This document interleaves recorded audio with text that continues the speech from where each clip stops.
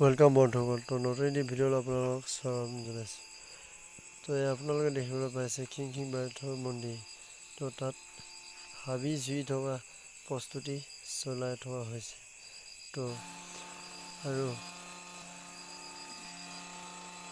মানে হাবিবিলাক অলপ বেছি ডাঙৰ হৈছে। তো ডাঙৰ পৰা জুইব পৰা নাযায়। তো সেইবাবে আমি হাবি যোৱা মেচিন আনিলোঁ।